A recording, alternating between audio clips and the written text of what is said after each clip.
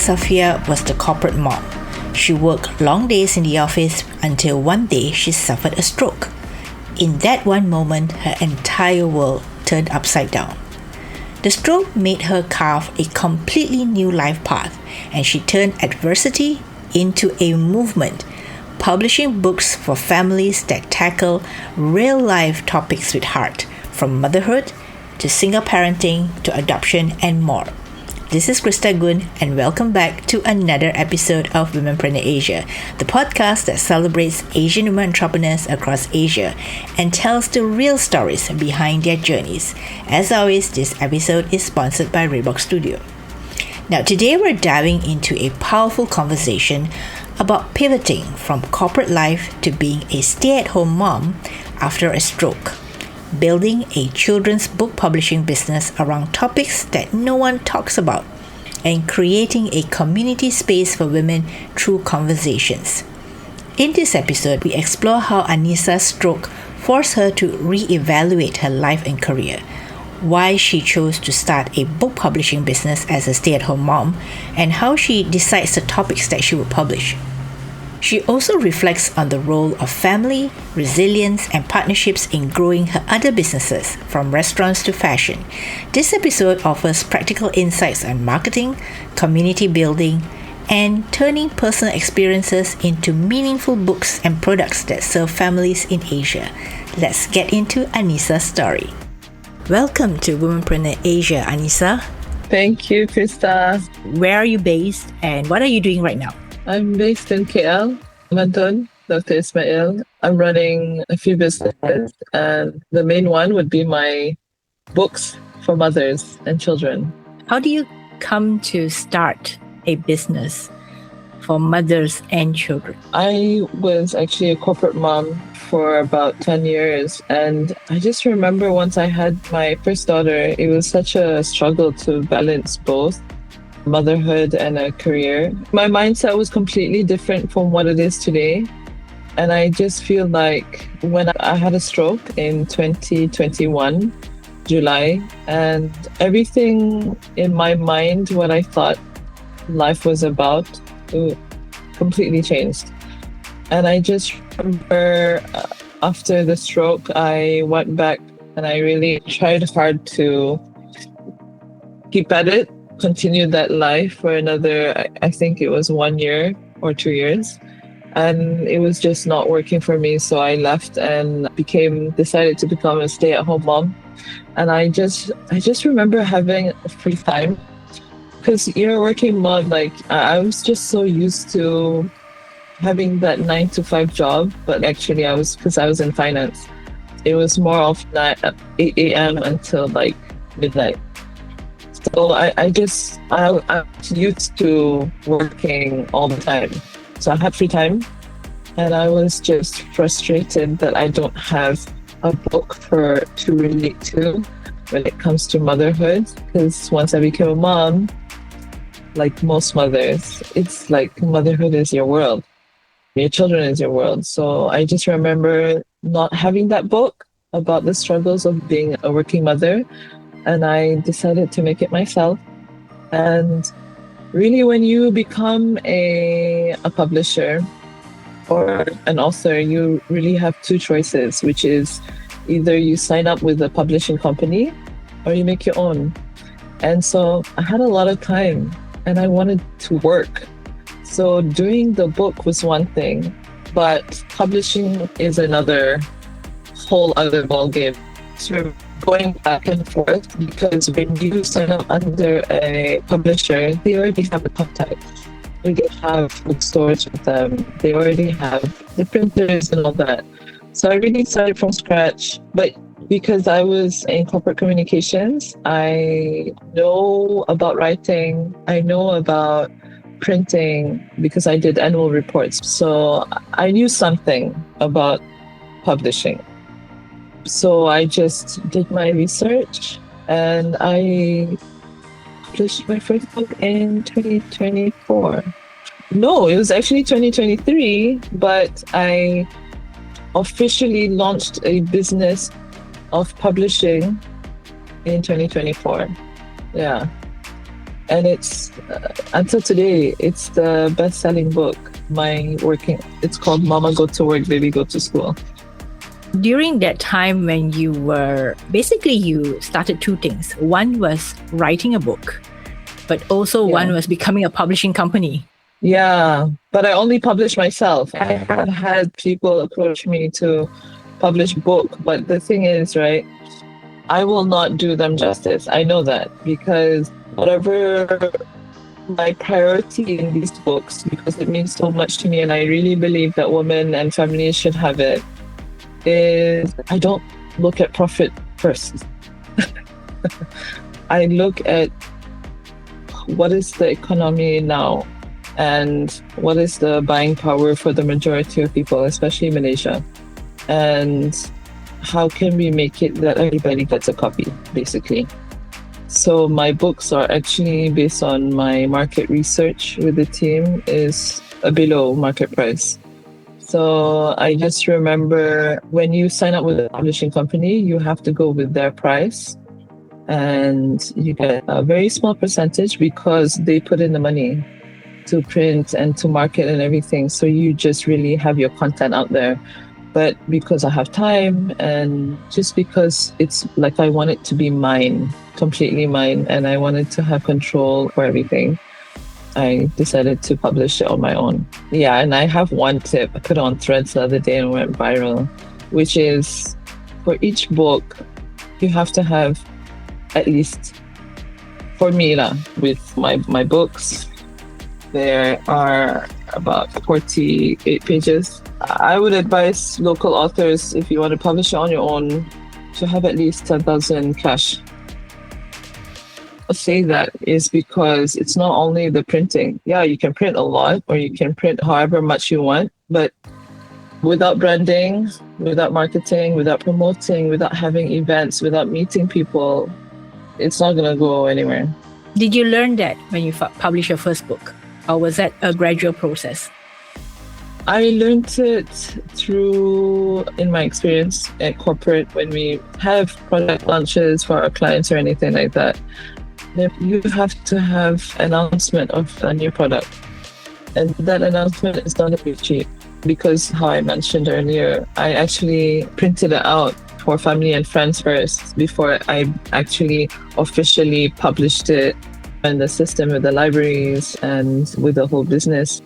And it didn't go that far. It was just family and friends, but people started asking for it and I saw that there was a demand for it.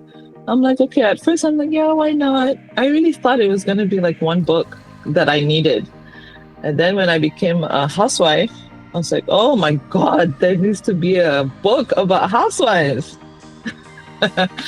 Because I really thought that being a working mom was really hard until I became a stay-at-home mom, which is such a eye-opener because working mom, you can manage because you have income. And so you can outsource, you can get help and everything. But when you're a stay-at-home mom, there's no thank yous. There's no thank yous. There's no like reward. There's no bonus. There's no increment.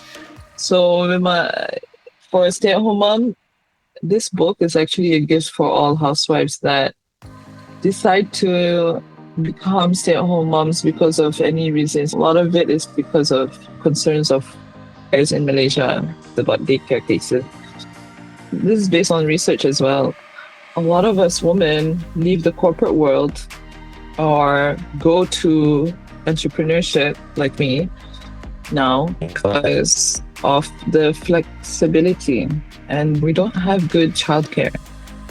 Too many cases about abuse in childcare centers. I'm not saying all, but we have too many cases. I don't know what the statistics is, but I'm sure that's really high that kids are dying in childcare. Oh my God, my pregnancy was hard. Okay, it's not easy. To lose a child, that's your world. The most heartbreaking that's a mother's world. It's the worst thing. It's the worst thing. I don't even want to imagine it, but it's happening.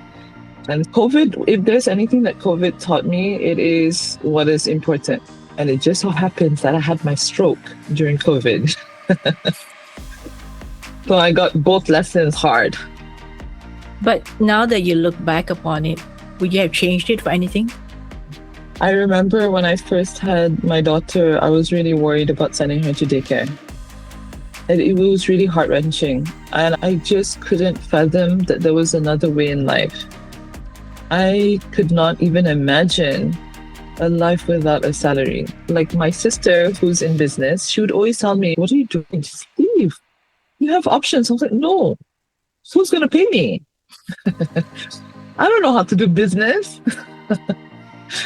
When I had the stroke, it just so happens, this is luck, this is God's work, whatever you want to say. It just so happens that when I decided to become a housewife, my husband started to do really well. And then I became financially stable and became a housewife. And I just remembered I can afford to do the research and to do the work. And I'm like, oh my God, why didn't anybody tell me? Why didn't anybody tell me? But it's also, I think, by luck also. But there's a lot of things that I learned with entrepreneurship. Yes, you have to fork out your money first. Yes, a lot of it, maybe all of it. No, me is minus already. But the money comes when you least expect it. So don't think that all your hard work, but you have to work hard and smart. That's what I'm saying. Which is, my few tips is, do something, sell a product or service that people need, not what you want them to need, but what you know that people need and it's not available, and that you can do it and you can do it well. Number 2 is you have to keep believing. There's a lot of times I'm just like, oh, what the hell am I doing? But I have family, I have good family and friends, and they're like, no, do you not see the impact of your work? I'm like, yeah. If you don't have family and friends, you always need that. You always need a good ecosystem support around you. Yeah. As I became a business person, I surround myself with a lot of entrepreneurs, and they're like, yeah, it's hard, but you'll get there. Your product is good. I slowly, I thought it was nothing. I think after 1 year, Kinokuniya recognized me, and it's up on the shelf. After that, after I think 1 year and a half, Kinokuniya Japan, Kinokuniya US, and then it exploded in Amazon and became global. And it was by force, because one of my friends, she posted it on her IG, and she said, "Hey, can you please put it on Amazon?" I'm like, "For what?" She said, "No, people want to buy it." And I remember I was like shocked. The first day that I posted it, it sold 500. And that's a lot to me, okay, as a micro business owner. So but there's still a lot. There's still a lot. 500 copies. Oh, yeah. And I'm like, I'm nobody. Do you guys not know? But because the book is so relatable and people really loved it, and I'm so glad, like even people in academics or education, they made content using this book, itemizing why it's beneficial. Even I didn't think about it that way, but they're like, because of the use of the language and even the storyline, it even relates to kids' anxieties. There's humor in it. There's the part that the mom tells the kid, okay, look, every morning we get ready, we go to school, mama goes to work, but remember why mama works. It explains why mama works. And then it explains what mama does when she's at work. She still thinks about you. Everything is actually, we work for our kids. Yeah. So I'm really proud of this work, but it's been hard. It's really not the same as, from concept, from the idea, the seed of an idea, to when you finally had it in your hand. How long did it take? 6 months, but majority of that time is because of the illustrator. Whatever I wrote, it had to match with the illustrations that they make. And because I knew that I wanted a series, I wanted to perfect the images first. It has to be a signature image about my books. So if you notice the 3 books that I've done, it's like a series. There's something common. Yeah. And then the book is actually, most kids' book is like 20 pages. Mine is like 48. That's a lot. Why I do that is because, yeah, it's a lot. Because there's a lot of things to cover that I felt is needed, which is the kids' feelings, the mom's feelings, and everything in between. And then the bigger picture. And you mentioned that you already started with the idea of a series when you first started?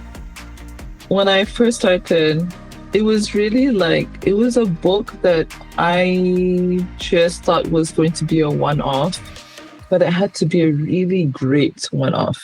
So I really spent on illustration. The most expensive part of the book is actually the illustration, because I took somebody that specialized in Japanese anime and worth the money paid, because she did such an amazing job.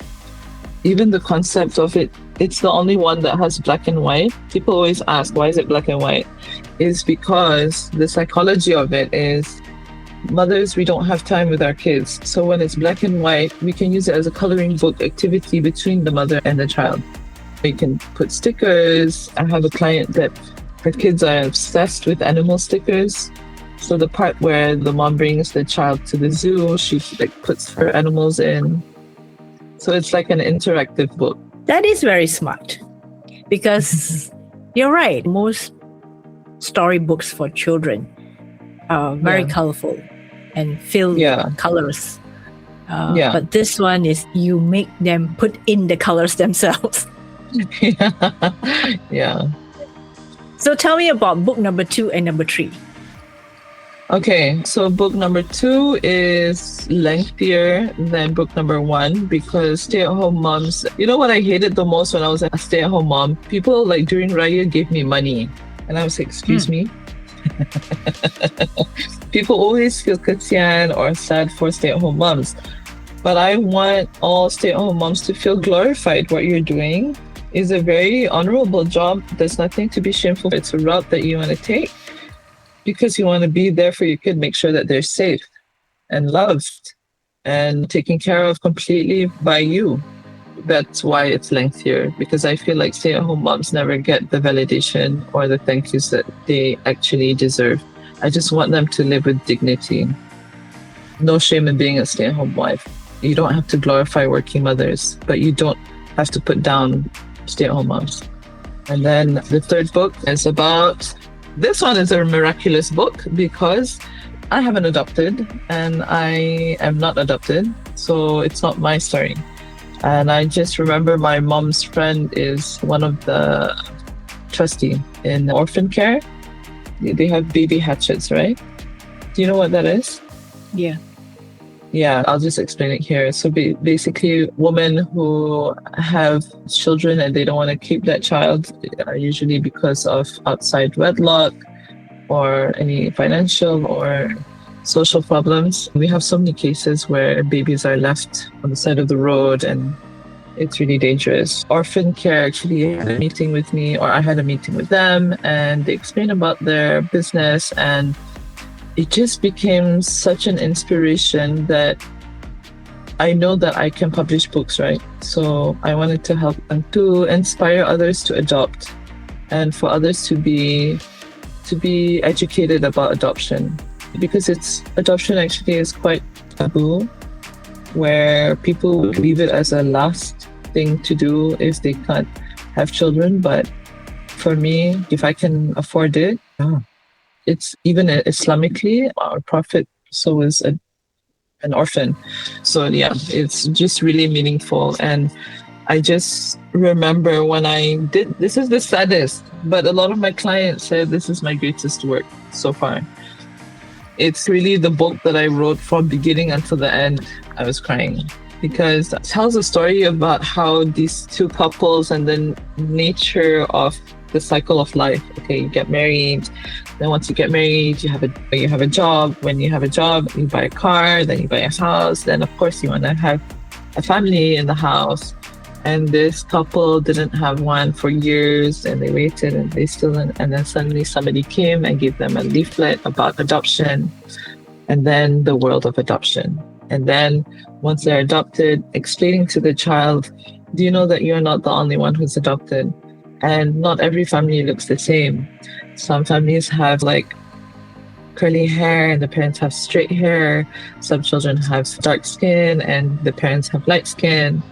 And this one is limited edition because this book has a special topic, whereby the other two books is about something like women are either stay-at-home moms or working moms. So about adoption, it's a limited edition, especially because actually I want it to be an awareness for even children who are not adopted.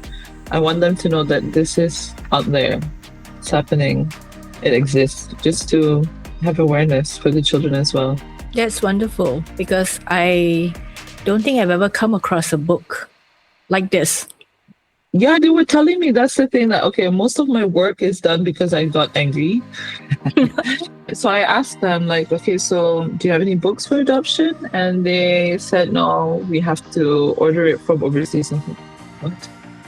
Because everyone that I know, like I have cousins, I have uncles who were adopted, and I have friends. There's a lot of people around us, but it's normal. It is normal, but there's no book for them. It's so sad. So I was like, okay, I'm gonna do one. They were quite shocked because after 3 months I published the book. After 3 months meeting them. Wow. But that one I told the illustrator to rush it because I was really sad that it's not out there. And there's so many kids, there's so many adoption centers. There's a lot of kids that's not being adopted. And there's a lot of taboo around it. And it's really sad. So this book, Let's Go Home, meant for even those who are not adopted, for them to understand what it's like. Yes, I read it to my eldest. She's 8 years old. I get to explain to her and tell her stories about other people who don't have parents. A lot of the struggle actually with adoptive families is they don't want to tell their children that they are adopted. So actually, one of the family, until they break up, even because they were betrayed, that they weren't told. So this book also coaches the parents on how to conversate with their adopted child from young, because actually in my religion, in Islam, it's a right. You don't have a choice, actually. It's a right of the child to know, they have to know that they were adopted. So some people, I think it's like an Asian thing, they like slip it under the carpet and everything is fine. Everything is fine, but you have to tell people what the situation actually is. And I know it's not easy. I haven't adopted. I understand it's not my place to really say, but it is something that you have to. You don't have a choice. I understand that because I have friends who were adopted. And because they were not told, when they find out when they're much older, it's very difficult for them because they don't know how to deal with it at, just say, when you're 20 years old and you find out. And you don't know whether you want to accuse your biological parents of abandoning you, or you're more grateful to your foster parents or your adopted parents for having you in their family. So it's a very tricky situation. Yeah, very. And I have two friends that I grew up with, and they're both adopted. And the way that they talk about their parents and the way that they have their relationship with their parents is so amazing that I just remember, wow, these people love their parents, their adoptive parents, more than I would my own parents. So basically, this book helps adoptive parents to coach and to guide them to conversate with their adopted child from young. I think it's easier when it's done young. I see that there's a pattern here in your book publishing. It seems to me that you love talking about not difficult issues, but topics that people shy away from. Am I right? Yes. Yeah. Because all three of them is just telling everyone, no matter what path you take, just have like dignity in your life. You have the right to live your life the way it is. And just be proud of that. No like taboo and all this. just talk about it. Everything can be communicated. The number one key to everything is communication, right? Yes. Coming from two people who believe a lot in communications, yes, that's what we do for a living, right? Yeah. Yeah. But I also want to understand a little bit. So when you're talking about book publishing, and you mentioned at the beginning that you need at least 10,000 ringgit to get a book published. What are some other realizations for you now as a book publisher? Get to know your audience. You have to get to know your audience, because once I start to network, not only with my peers, the entrepreneurs, but my clients, when I get to know them and I see the success and even the, not failures, but the shortcoming of my work, I get to know more what people need, what they are more concerned about. And that really got me through a lot. Like, even a lot of my clients became my friends. And I just remember, actually, as entrepreneurs, the beautiful part of our job is we keep feeding what the people need, actually.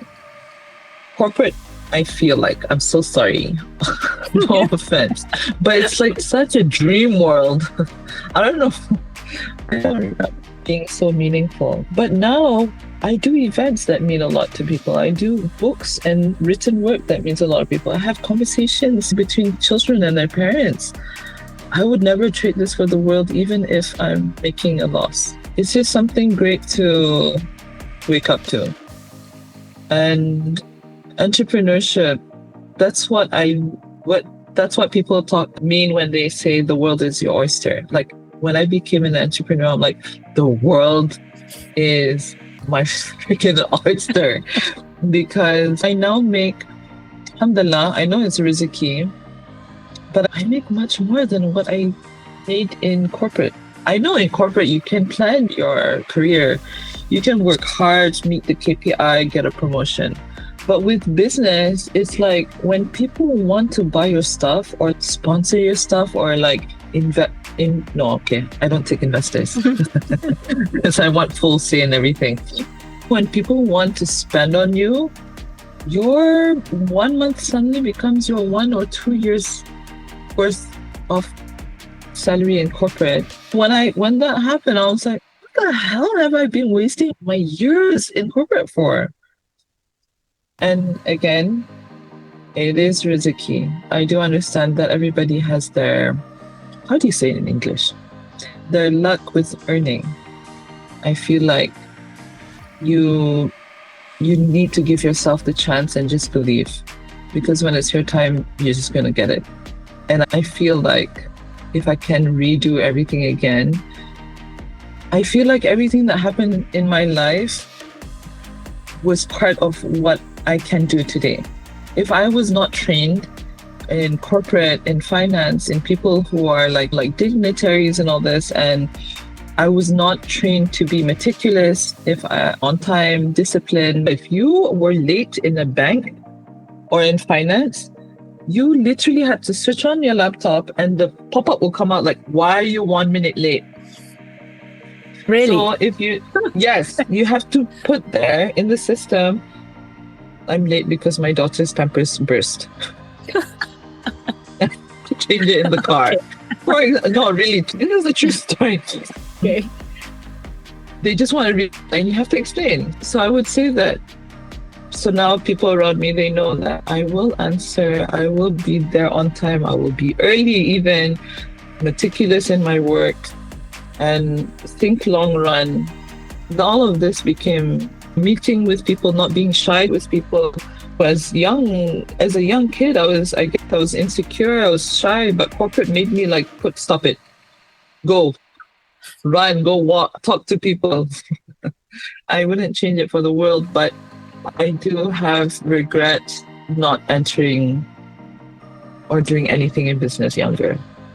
But I also believe sometimes life has different plans for us at different ages of our lives. Maybe you would have been a different kind of entrepreneur if you didn't have your prior experience. Yes. Yeah. So really everything happens for a reason. including the stroke that you had. So that gave you a real wake-up call. Sorry to be You know cliche, what? but it was. If God knows me, God really knows me well, because I was one stubborn girl. I really thought corporate was my life. My God. And because look, what I don't know if I told you, my whole family is in corporate. So I thought that is the only way in life. It's just my sister was an entrepreneur, but from young, I always thought that girl was crazy. She's the daring. She's the most dreamy person. Like, she's such an opportunist, and I'm just like, I could never be you. I can't, I don't know how to explain how crazy it is, like what I've become, because I could have never author for children. Book publisher. You know? Yeah, I would have never thought. So everything happens for a reason. And going back to having a stroke, yeah, God really knows you best. And I just know that if I didn't have the stroke, because my whole family was just telling me like to leave, I would have lived the same life that I had, and I wouldn't have been the person and done the thing that I have today. And I just remember I was in the hospital bed when I had my stroke. The room it looked like it was turning around. I felt like I was on a roller coaster. And I just remember doctor telling me to walk straight, and I was walking to the right. I'm like, what's going on? And I kept doing it, and I kept doing it, and I kept doing it. I was like, what the hell is wrong with me? And even when I closed my eyes, I was like, okay, Anissa, stop. Even if you close your eyes, you can walk straight, right? But I couldn't for the life of me. And I was like, shit, I'm gonna die. And I just remember lying down on the bed, and it was so painful. I just remember God, really angry at God, to be very honest. I was like, what is happening to me? I worked so hard. And fast forward, I'm so happy. I don't know how to tell you this time. Like, the time that I have kids, the things that I can do now, the people that I've met because of that stroke. My God, that's what I mean. God doesn't give you what you want, He gives you what you need. And He really gave me both in one. I mean, realizing it now 5 years later. Good but that you're here to realize it. Yeah. And the other miracle is that I recovered within a few hours of the same day that I had the stroke. A lot of stroke patients actually have a part of them that's paralyzed. I don't have any. Yeah. And the part that I had my stroke was the balancing control part of my brain. So I should not be walking straight. I could not be driving. And now you can do both. Yeah, and I'm doing both of a lot. Yeah, thank God. Yeah. That's a wonderful story. Yeah. I mean, I think that's a wonderful story because it's really for you to shift your path. Yeah. Otherwise, you'll still be working corporate until midnight. For no reason. Everything's just meant to be. Yeah, I really feel that. I should have noticed the signs before. Some people are just made to be entrepreneurs, I feel. I think as an entrepreneur, you have to have a lot of gut. You have to follow your instincts a lot. You really have to be humble a lot if you want to succeed. I've seen businessmen who are not humble. There's a limitation on not being humble, yeah. Thinking outside the box, not being afraid to go after what you want, whatever it is. I want to ask you about your community because I know you're also a community builder. Tell me about the community. Honestly, I don't know what kind of denial this is, but I have friends who are actual community builders that have like thousands of followers and members. I don't have any WhatsApp groups. I don't have any Telegram groups, but whatever it is, whatever I post is about something common that I have followers that I have really dedicated lines of followers. I don't think that I'm a community manager, but I just know that I make things for women in general to join. I have my bonding exercises that I did before Ramadan. Every Thursdays, I have the rehab circle for women, not only mothers, it's actually open to women of all walks of life and ages and races and all that. And then I have the books, even the launches that I have, I don't focus on mothers. There's so many aunties and even grandfathers that come because they want to buy these books for the kids. I always get people who ask me to promote about their products, but I always tell them like I need 2 months to try your products first because I'm not promoting something that I don't use myself.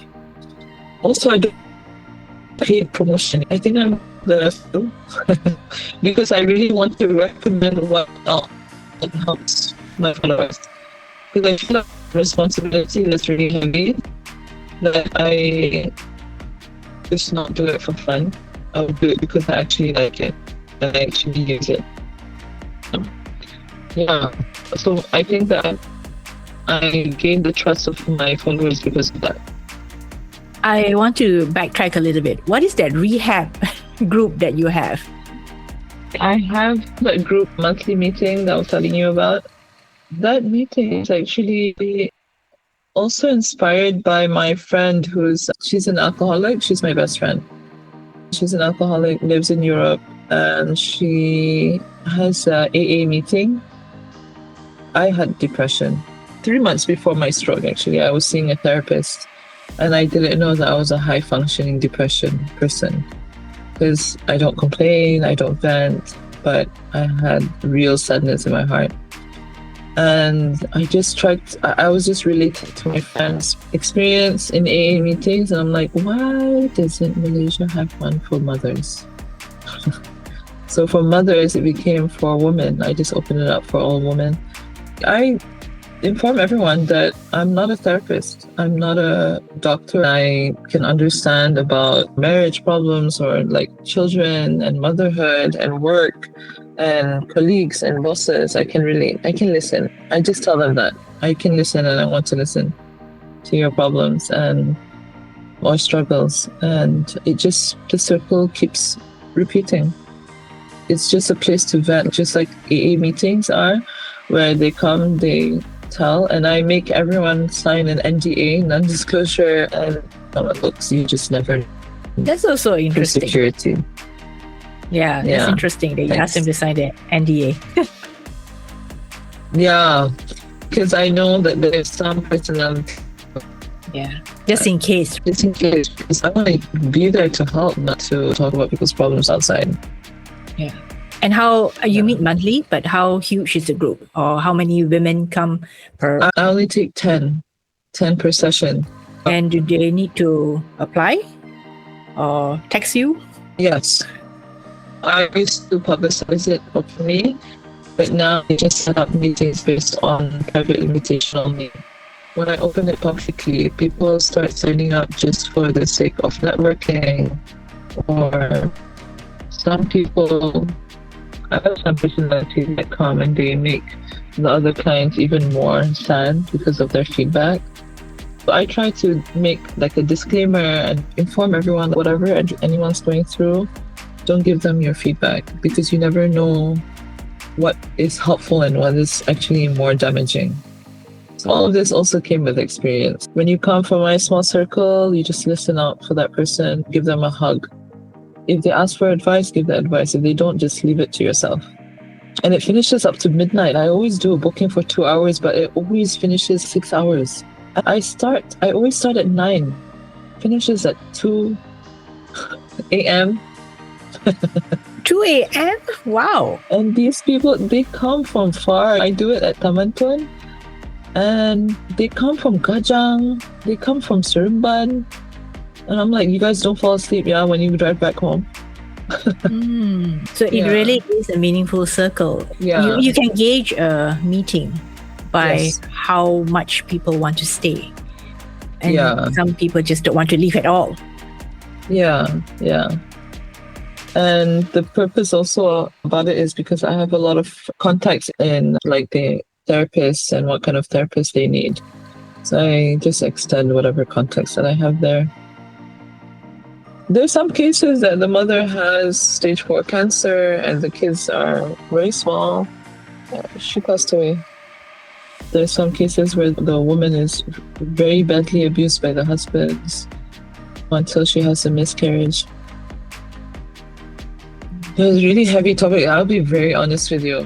The first time I did it, I was like, what did I get myself into?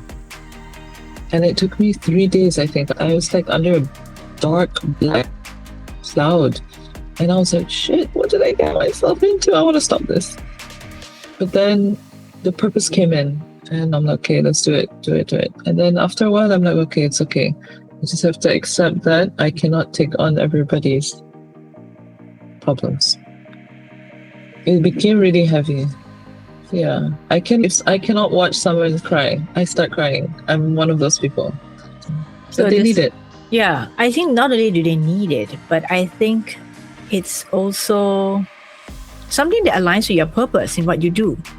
Not like exactly the same topics that you're publishing, but it has to do with community and women. Yeah. And there's some that, you know what, they just need somebody to listen to them. And seeing a therapist is a taboo. It is a widespread taboo. Okay, you see a therapist, you're crazy. But actually, I think now, especially because we don't have that village that we used to. Everybody is alone, actually. Everybody is struggling alone. A lot of people don't have a village. And I think that like the information online, there's information overload. So people just naturally get overwhelmed. They just want to have somebody hear them out, I think. Yeah. And you become the village elder for them. Yeah. Okay, so now we've talked about all that. I want to come back a little bit to marketing. As you were saying, if you're not a big publishing company and you have to do a lot of things on your own, which I think you mentioned just now, right? Events and reaching out to people and doing a lot of the marketing on your own. What has been the hardest for you? Okay, there's no better way that I can say this, but I felt like a beggar. I hated it before. I was like, oh my God, I have to approach people. I have to sell myself. Just buy the book. And then my sister's like, hello, that's what it is about. I was like, okay, fine. Because in corporate, people come to you, right? People need you. You're the one that gives love and all that. And I just remember in marketing, the one section is you have to spend. You have to invest online, especially on your booths, when you make booth sales. Especially you are nobody, right? So it's actually an investment. I don't make that much sales when my second year in booth sales. Because they're like, who's this writer? Why is she writing about mothers? But once I made a name, I think because also the books became famous because some celebrities like Mira Filza and Sarima Ibrahim, where they started to post about the book, and they are working mothers, right? Slowly, it became somewhat a name. I'm not huge yet, I think. But yeah, it does well now. But in the beginning, where you are nobody, you have to make a name for yourself. Remember, you have to invest in your booth sales. You have to invest in retail companies that do well to put your books up on their shelves. And I would say that marketing is the most humbling part of my experience as an entrepreneur, because you start asking yourself, oh my God, who do I think I am? Like getting to speak. You have to be a speaker, and you just have to fake your confidence. You have to be, hey, I'm here and I have a product and it's good. And then the success is when people respond to that. Yeah, I think that's the part of marketing. Does it get easier? Once you see the response, and it just builds the confidence slowly. There's so many times that I shy out of because I'm like, why am I invited? And then when you start losing your confidence, who's going to be confident with you? So I would say try everything. Take everything. accept every invitation. If you fail, so what? Next. But I don't think you not fail, right? Yeah. It's No, like I mean, somebody like, invites you to speak. yeah.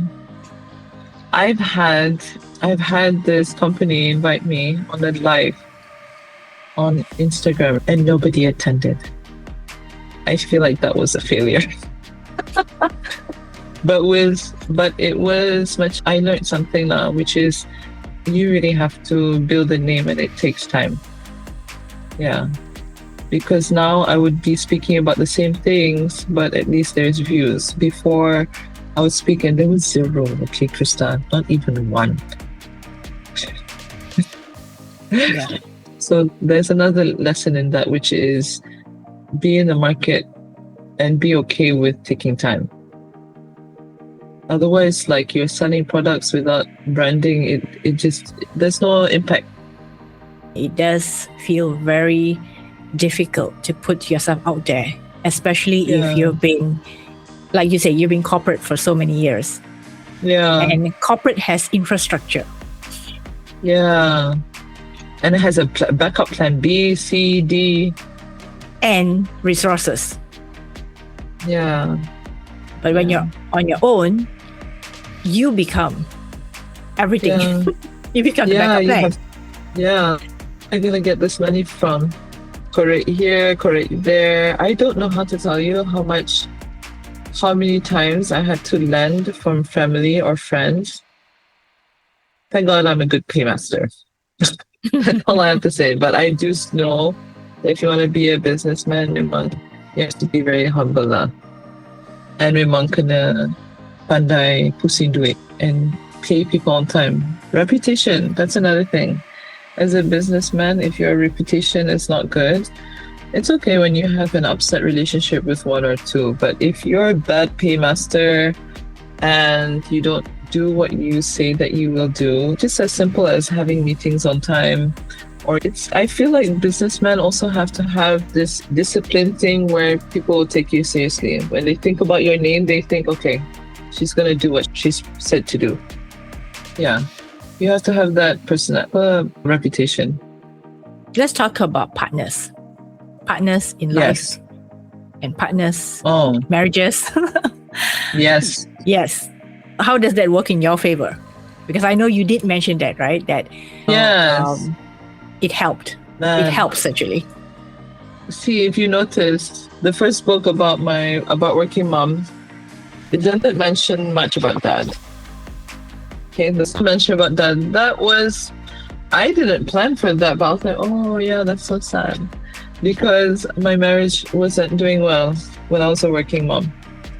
I was doing everything alone. It was extra tough because of that thing. And the second book, about when I became a stay-at-home mom, I had a daddy. Finally. You acknowledge. You acknowledge. Yeah, you're acknowledged. Because I just feel like, it's not feel, it's a fact. If you are a supportive husband, and it goes both ways, yeah. Even if you are a supportive wife, I feel like the spouse will soar. Me and husband now, especially with my second daughter, they're really different parents compared to who we were with Layla, my eldest. I feel really bad to my eldest, man. Now I understand why they say your first child is your love child, because that's the one that you made your most mistakes with. And I think it really took a turn when my husband changed. And then when I changed, or maybe it's because I changed too. But I don't think that I would be the happy stay-at-home mom if I didn't have the help from my husband. Like simple things that he does now, which is as soon as he gets home from work, he takes the kids and he's go. Like, where? Up to you. You want to go out with your friends? You want to go to the gym? It doesn't matter, but just do you now. I'm like, I have a me time. And he's, yeah. Because you spent the whole day with the kids, right? I was like, oh, yeah. And it really changed. because most stay-at-home moms, they don't have a clock out. And that's really exhausting, actually. No, that's really sad. And I don't think that I would have been able to do businesses as how I am now if he wasn't a good partner.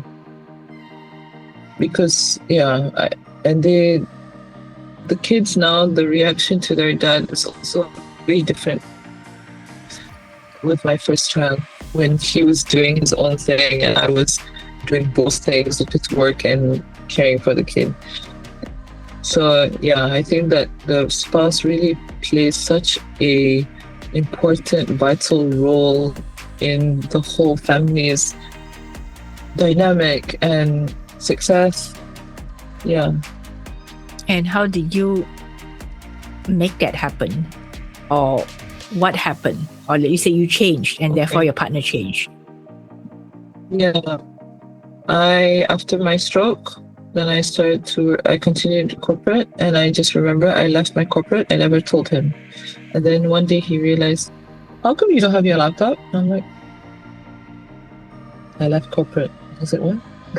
And so just away. But I had already decided by myself that I was no longer going to be tied down by anything that was not making me happy. And that's when he changed. Oh shit, I have to buckle up. But I feel like God really helped him too, because his career suddenly, it's really miraculous when I think about it. It's when I dropped corporate, his corporate became good, like really good. So he could help, he could do more. And he did more. He could have just gotten successful and then not taken care of me back then. And also, I think it was like a force point for him. If he didn't help me, where would his kids be? So, yeah, that was a smart move. Yeah. It was a courageous move to leave and to make a decision, leave your job, but still not let your husband know about it until he found out. Yeah, because I didn't want anybody to change my mind. And I already knew that I made my decision and nobody has a say.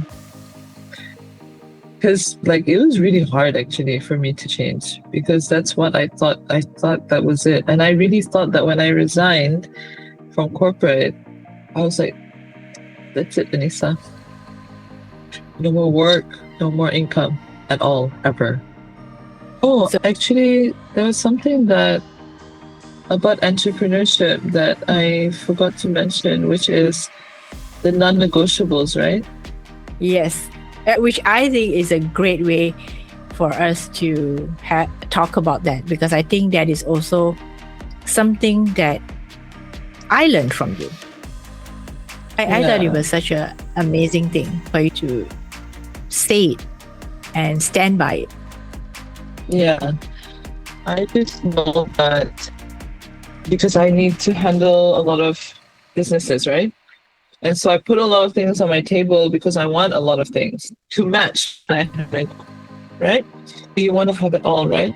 So as an entrepreneur, I can choose who I work with, choose when I work, and how much I want to work. I can choose that. I have my to work, which is 12 a.m. to 4 a.m. almost every day, especially when it comes to projects or book launches or product launches. And then people say, take care of your rest. I was like, I am resting. I will sleep from 4 a.m. until 10 a.m. That's enough, 6 hours. And then whatever it is, Anissa only has meetings until 2, so that I can drive from 2 p.m. to 3 p.m. 3 p.m. I'm with my kids. I'm always reachable. That's one thing. I'm always reachable, but my cutoff time is 3 p.m. every day. So everybody knows whatever meeting or whatever commitment you want, it has to be before 3 p.m. That's non-negotiable. Unless I have like a book, usually high tea, or we have any board meetings, that one I can still, but it will always be recovered. for example, I will always cancel all the meetings before 3 and start only after 3 work. My kids are my everything, I realized. Yeah. So I work around. I remember when I had the stroke, I was just thinking, man, if I were to die, it would be for a company that can replace me in a week. And I have left my children with no mother. And I can't imagine my life without mine. So, yeah, I really forced myself to prioritize. That's a really sobering thought, isn't it? Yeah. I remember I Googled it. I said stroke patients recovery rate. They said 3 months and you'll know if you're dead. Okay, so we've had an interesting conversation. Started out with a bit of a start and stop with our recording, different changing software and changing platforms, but I'm glad we managed to record the full episode. Yeah. Any last words of advice, if any, for the woman who's listening to this episode? And who's probably women entrepreneurs or women who are not yet entrepreneurs but aspire to be entrepreneurs. I feel like women really, they overlook our instincts. Actually listen to your instincts. If you're not happy, whether it's for people, with people, or whether it's with work, listen to your instincts. It's 100% always right. You have to trust that. And I feel like that's a godly gift. Just listen to your gut, listen to your instincts, and just have confidence to say yes to things that you want and no to the things that you don't. And finally, where can people find you online if they want to connect with you? I'm very active on my Instagram. So it's Anissa, ANISSA _Safia _books. Or I'm always personally in touch with my clients. So you can always WhatsApp me, but just get the number from IG. And we didn't even get into your other businesses. We just talked about the book and the book publishing and a little bit about your life. Maybe here you can tell us what the other business. Sure. Okay, sure. Quad Malaysia is a group. It's owned by Malaysians and also those from overseas, but it's mainly Malaysians. And we have 13 branches of restaurants, and we have one new baby, relatively new. We just launched in September last year. We have an event space, and we have fine dining Arabic restaurant, Al Mashawi. It's all in Kajang. And we have had a lot of big and small events. So if you're an entrepreneur and you're looking for event space and business meetings, just Google Takwa Event Hall.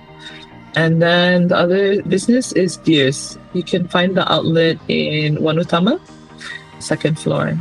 And so we sell #1 Japanese voile, and we have over 200 colors of hijabs. You're busy. You're one busy woman. Even if you're not in corporate, you're still busy. I hope so.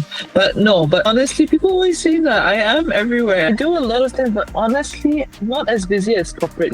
I get good sleep. I have space in my mind. I wish that people knew the entrepreneurship side.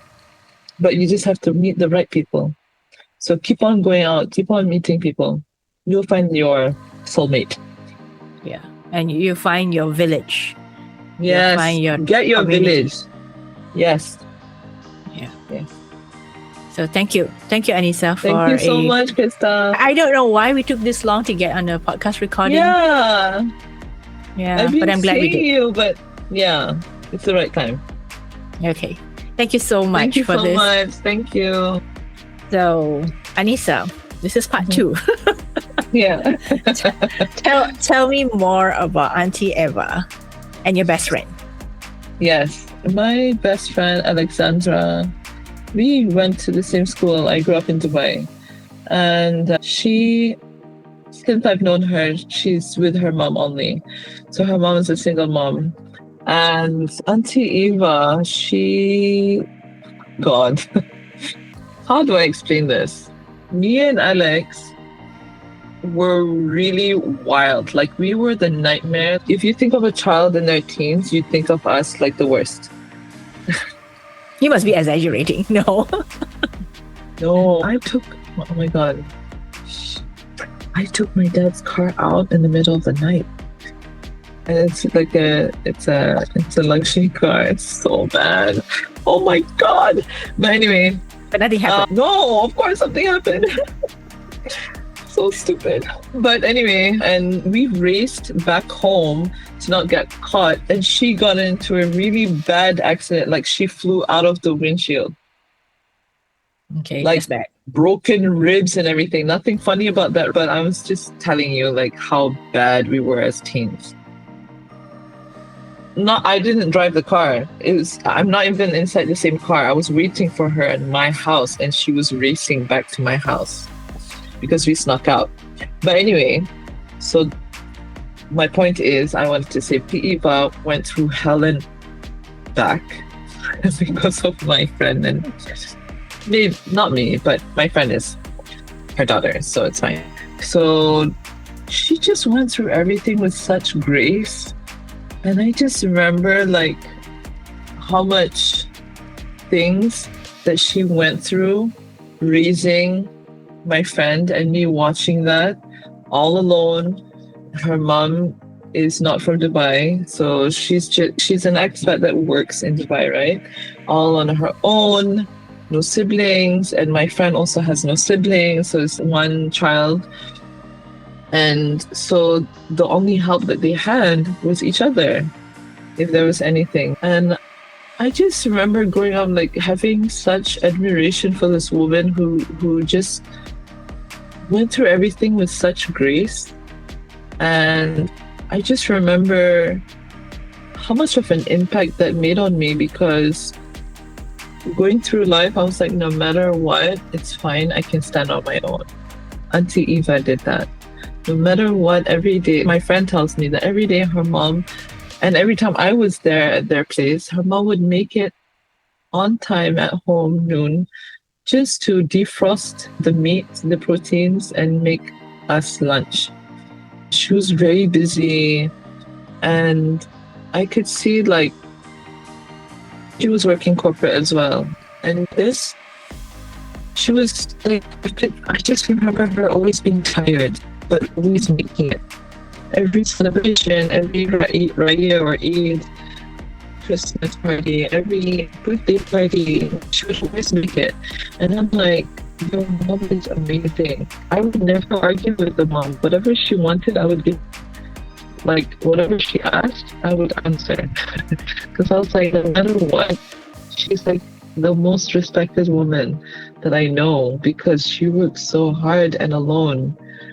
And I just remember that time I didn't have that many divorced parents around me.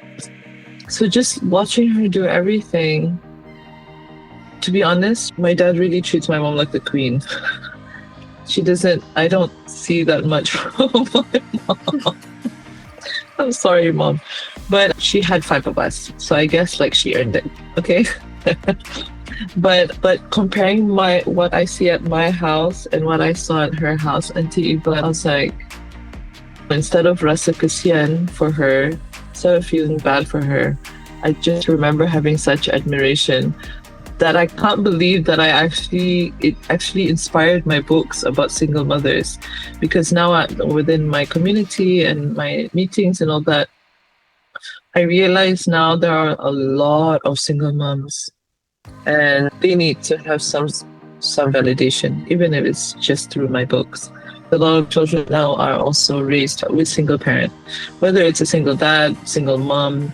But it's such a wild path to walk on that I can't even imagine, because as it is now, with me having a partner to raise my 2 daughters, I can't imagine when she ever had her me time, or like her time to be sane, if that makes sense. Yeah. Because she works 9 to 5. She leaves at dawn and she comes back at night. She comes home at noon to cook, and then she leaves right away. So she managed. I just don't know how. I have so much respect and admiration for single mothers, to get very honest, because it's not a decision to make. If it was, choice. Oh my God. Did I mention that my fourth book will be about single moms? No, you did Yeah. not. So this is a good Oh my time God, to I just talk about. realized. Yes. Yeah, so my fourth book will be about single moms. My fifth book will be about traveling the world and having love for your body. Oh, So so was that part of the plan series when you started, or was this like along the way you decided these were the themes? I have a of your vision book? board. I had Okay. a vision board when I didn't know anything about business, but I have that vision board and I saved it on my laptop. And once in a while, I come across it and I have a list of topics I would love to write about.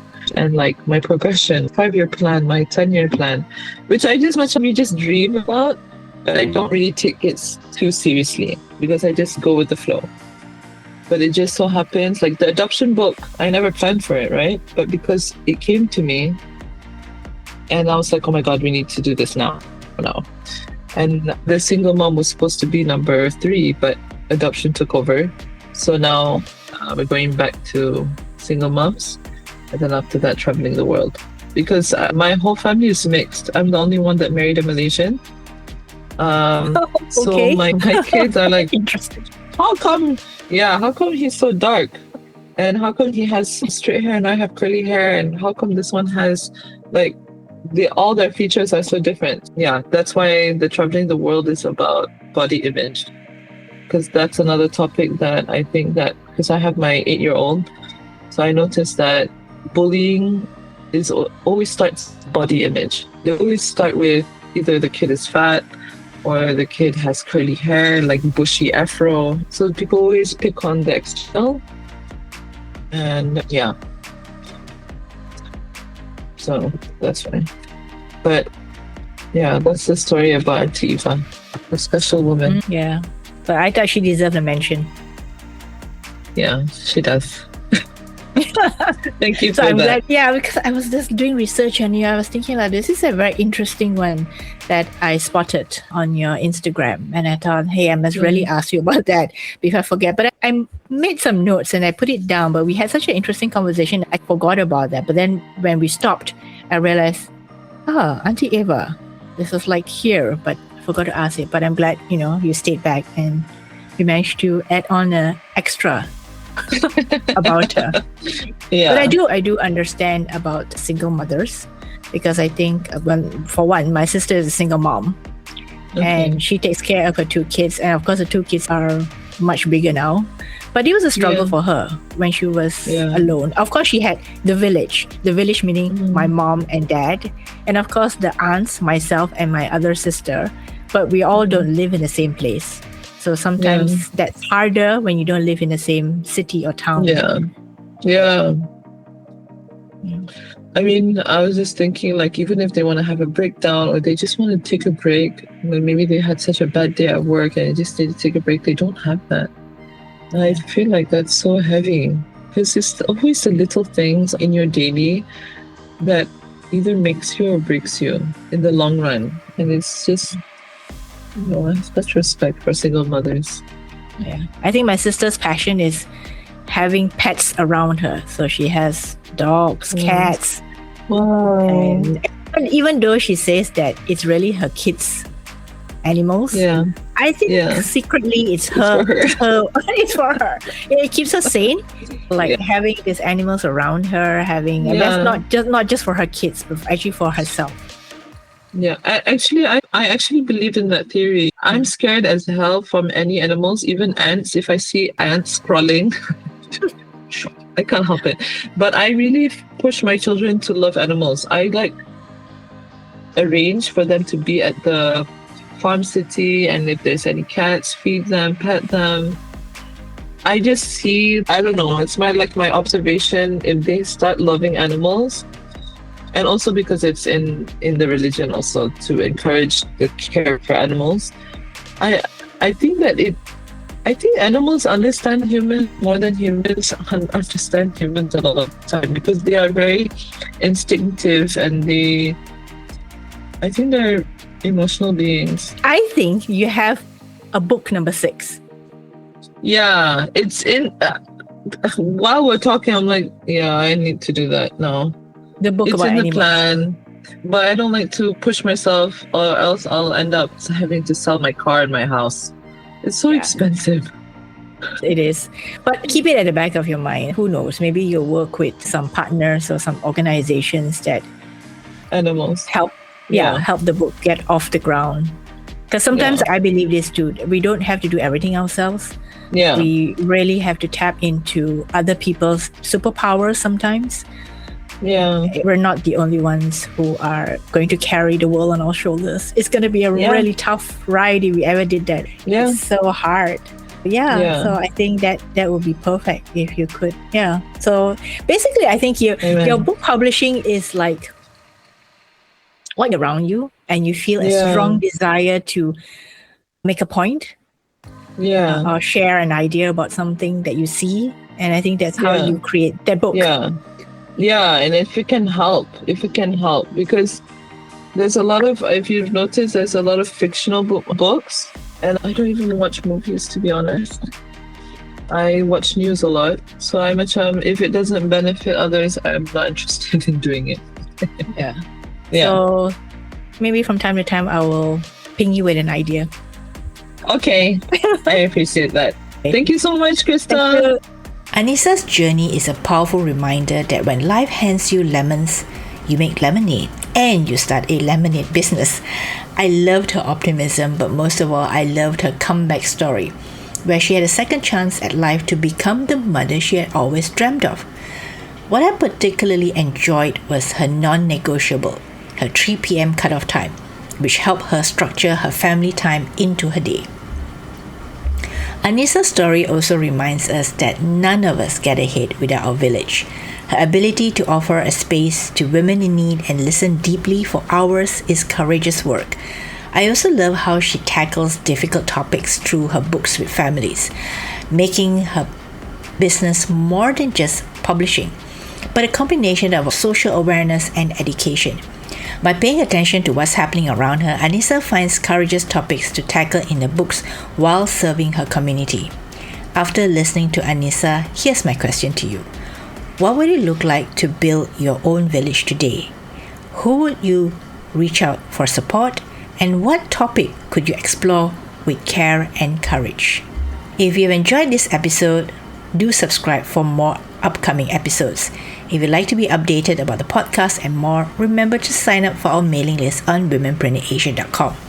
Thank you for listening. This is Krista Gun, your host for Womenpreneur Asia, and I will see you next Friday for another Asian Woman Entrepreneur Story.